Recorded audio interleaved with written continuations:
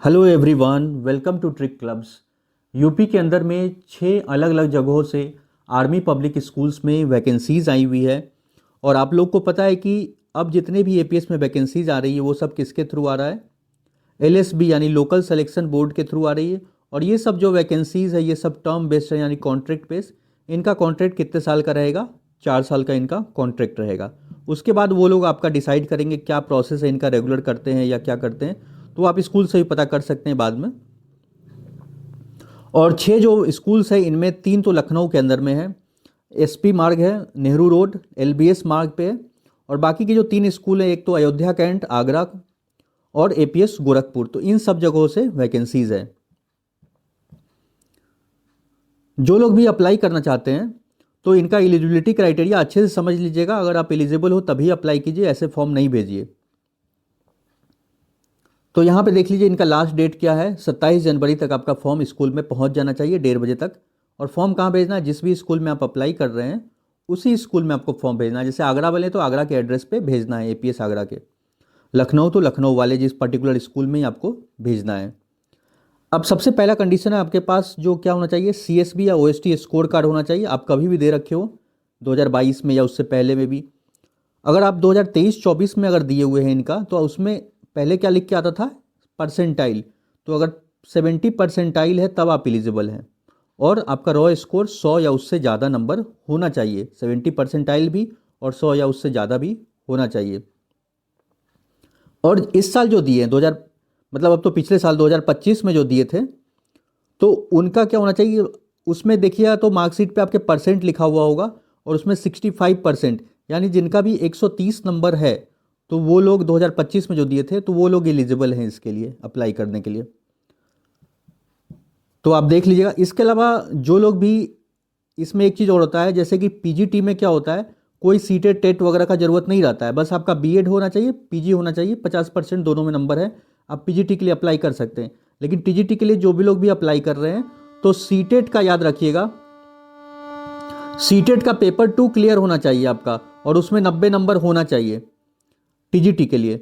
अगर आप पीआरटी के लिए कर रहे हैं तो सीटेट का आपके पेपर 1 क्लियर होना चाहिए और उसमें 90 नंबर होना चाहिए। चाहे आप किसी भी कैटेगरी से हो, एससी एसटी ओबीसी, सब में 90 नंबर यहाँ पे मांगा जाता है। अगर मान के चलिए कि आपका सीटेट या सीटेट नहीं है तो आप टेट पास कर रखे हो, यूपी टेट या कोई भी टेट, किसी भी स्टेट का टेट पास कर रखे हो, और तो वो भी स्कोर कार्ड लगा के अभी आप अप्लाई कर सकते हैं, चाहे जिस भी स्टेट से आप अप्लाई करना चाह रहे हैं। अब इसमें मान के चलिए कि यहाँ पे क्या लिखा है, सेकंड नंबर पॉइंट पढ़िएगा। तो if a candidate is appeared in A CTET या टेट, कोई भी कैंडिडेट सीटेट या टेट में अपियर हुआ है एग्जाम में and the result is awaited, लेकिन उनका रिजल्ट आना बाकी है, तब भी वो अप्लाई कर सकते हैं। They must attach the photo copy of admit card. तो जो भी आप सीटेट या टेट दिए होंगे तो उसका एडमिट कार्ड एंड जो भी फॉर्म भरे थे तो उनका फोटो कॉपी उसमें लगाना है। हालांकि सीटेट तो अभी हुआ नहीं, फरवरी में सीटेट होगा, तो उसका आपको मतलब यहाँ पे अगर टेट वगैरह कहीं का दिए हुए हैं तो उसका एडमिट कार्ड और फॉर्म फिल्ड किए हैं। अब इसमें ज़रूरी क्या है कि जैसे आपका जॉब हो जाता है, मान के सिलेक्शन हो जाता है, तो उस टाइम तक आपका, ज्वाइनिंग के टाइम तक आपका सीटेट और टेट पास होना चाहिए, नहीं तो आपका जो वो अपॉइंटमेंट कैंसिल कर दिया जाएगा। तो यही बोल रहा है कि आपको मैंडेटरी है पास रिजल्ट सीटेट का आपको जमा करना है। अब यहाँ पे ये सब चीज़ तो क्लियर लिख ही दिया है कि ये सब किसके अंदर में आता है, क्लस्टर 1 के अंदर में। क्लस्टर 1 के अंदर में ये 6 स्कूल्स है और ये 4 ईयर्स के लिए टर्म बेस्ड लिखा गया है। अब ये सब सीट्स है तो आप इसको देख लीजिए कि किस किस में है, जैसे एसपी मार्ग में किन किन सब्जेक्ट्स में कितना सीट है। तो इसमें तो एक भी सीट पीजीटी वाले के लिए तो नहीं है एसपी मार्ग में, टीजीटी में ये सब सीट्स है। यहाँ पे ये सब सब्जेक्ट्स हैं, आप देख लीजिएगा ठीक से, Hindi, math, science, social, computer, artificial intelligence, Sanskrit, dance, all subjects में भी कुछ एक वैकेंसीज पीआरटी में बस, तो इस वाले में नहीं है। तो आप अपने अकॉर्डिंग देख लीजिएगा कि किस में आपका, जैसे कि लखनऊ में जो है तो उन लोग के लिए अपने इस देख लीजिएगा कि आपकी वैकेंसी किस वाले एपीएस में है, नेहरू रोड वाले में है या एलबीएस मार्ग में है, जिसमें आपका वैकेंसीज होगा उसी पर्टिकुलर स्कूल में आप अप्लाई कीजिएगा। तो यहाँ पे सब दिया हुआ है। बाकी पीजीटी का वैकेंसीज आपका एपीएस एलबीएस मार्ग लखनऊ वाले में है, पीजीटी में ये सब सीट्स की वैकेंसीज है। और ये सब अगर टोटल आप देखिएगा तो सब में इसमें देखिए 11 सीट्स हैं, और वैसे ही अयोध्या वाले में भी वैकेंसीज़ है, तो 5 सीट है अयोध्या में, पीजीटी टीजीटी दोनों में है। तो यहाँ पे फिर आगरा वाले में भी, आपका आगरा कैंट में भी, तो टोटल 13 सीट्स है। तो आगरा वाले में हिंदी के लिए यहाँ पे अच्छा सीट दिया गया है, यहाँ पे देखिए 4 सीट दिया है हिंदी के लिए। और ये किसका है? टीजीटी का ही है, ऊपर देखिए टीजीटी लिखा हुआ है। हाँ, टीजीटी का जो है मिड वाला कॉलम है। तो टीजीटी हिंदी में एपीएस आगरा में 4 सीट है, और बाकी 2-2 सीट्स इन सब में दिया हुआ है। ऑल सब्जेक्ट्स में 7 सीट है, मतलब पीआरटी वाले का लिखा गया है। इधर राइट वाला कॉलम क्या है? पीआरटी का है। तो आप यहाँ पे देख लीजिए कि पीआरटी ऑल सब्जेक्ट्स का भी यहाँ पे 6 सीट इधर है। तो सब राइट में आप देख लीजिए कितना कितना सीट्स है। गोरखपुर में भी इसी तरह से ये सब वैकेंसीज़ है। तो सोशल साइंस में 3 है, 2 है, तो अपना सीट देख लीजिए किस में है। पीआरटी में 5 है। तो सब मिला के अगर देखा जाए तो ये हो गया आपका 58 सीट जो है सब ये 6 स्कूल्स में टीजीटी के लिए है, 12 सीट जो है पीजीटी के लिए, तो ये हो गया 70। तो और 37 जो सीट है आपका पीआरटी वाले का हो गया। तो इनको जोड़ लीजिएगा तो होता है 107 टोटल वैकेंसीज है 6 स्कूल्स मिला के। लेकिन आपको तो कहीं एक ही स्कूल में अप्लाई करना है। और सब तो मैं बहुत सारी वीडियो में बता रखा हूँ कि आपके क्या क्या क्वालिफिकेशन चाहिए, आप लोग को पता ही होगा जो देखते होंगे वीडियो वगैरह, कि पीजीटी के लिए क्या चाहिए। तो 50% नंबर चाहिए आपका, और जो भी पोस्ट पीजी में, और आपके बीएड होना चाहिए। तो बस यही है। और जिस भी सब्जेक्ट्स के लिए आप टीचर के लिए अप्लाई करें उसमें आप पीजी कर रखे हो, जैसे कि यहाँ सब लिखा हुआ है। जैसे इंग्लिश के लिए कर रहे हैं तो पीजीटी इंग्लिश के लिए कर रहे हैं, तो आप पीजी कर रखे हो इंग्लिश से। इसी तरह से ये सब है। तो कुछ ये सब सब क्लियर लिख रखा है। और बीएड विद 50% नंबर और इक्विवेलेंट डिग्री, और इस तरह से ये सब है। बस बीएड किनको ज़रूरी नहीं मांगा जा रहा है पीजी में, म्यूजिक टीचर जो बनना चाहते हैं तो बीएड उनके लिए ज़रूरी नहीं है। इसके अलावा टीजीटी के लिए तो आपको बता ही दिया। टीजीटी में क्या है कि आप ग्रेजुएशन कर रखे हो जो भी सब्जेक्ट से, और ग्रेजुएशन में आपका 50% नंबर, और बीएड में भी आपका 50% नंबर होना चाहिए। और टीजीटी इंग्लिश में कर रहे हैं तो 3 साल ग्रेजुएशन में इंग्लिश पढ़ रखे हो, हिंदी है तो 3 साल हिंदी पढ़ रखे हो आप। टीजीटी मैथ्स के लिए कर रहे हैं तो इसमें आप ध्यान दीजिएगा सब्जेक्ट को, कि ये सब्जेक्ट्स आपका होना चाहिए। Any of the 2 following subjects, मतलब बैचलर डिग्री जो कर रखे हो और उसमें आपका ग्रेजुएशन में कोई 2 सब्जेक्ट्स आप पढ़ रखे हो तो आप अप्लाई कर सकते हैं। सोशल साइंस में भी वही है कि एनी 2 ऑफ द फॉलोइंग। तो इसमें एक चीज़ ध्यान रखिएगा कि सोशल साइंस में क्या लिखा है? History, geography, economics and political science of which one must either history और ज्योग्राफी। मतलब ये क्या बोल रहा है कि आप जो भी ग्रेजुएशन में या तो आप हिस्ट्री के साथ कुछ और ले रखे हो, इकोनॉमिक्स, पॉलिटी, या फिर ज्योग्राफी के साथ कुछ और ले रखे हो। तो हिस्ट्री, ज्योग्राफी एक सब्जेक्ट तो आपका होना चाहिए ग्रेजुएशन में, उसके साथ में आप कुछ भी ले रखे हो। लेकिन अगर सपोज कीजिएगा आप हिस्ट्री ज्योग्राफी छोड़ के कुछ और लिए हुए हैं, इकोनॉमिक्स और पॉलिटिकल साइंस, तब आप एलिजिबल नहीं है। तो ये देख लीजिएगा, आपका हिस्ट्री ज्योग्राफी मस्ट है। साइंस में कोई 2 सब्जेक्ट्स आपका होना चाहिए ग्रेजुएशन में। Bachelor degree in science with any of the 2 following, botany, zoology, chemistry and physics. तो कोई भी 2 सब्जेक्ट्स आपका होना चाहिए ग्रेजुएशन में। संस्कृत में 3 साल इस तरह से पढ़ रखे हो संस्कृत में। तो कंप्यूटर साइंस में बीसी और ग्रेजुएशन इन कंप्यूटर साइंस या बीटेक कर रखे हो तो इसमें अप्लाई कर सकते हैं, या में ये सब आप कर रखे हो तब अप्लाई कर सकते हैं।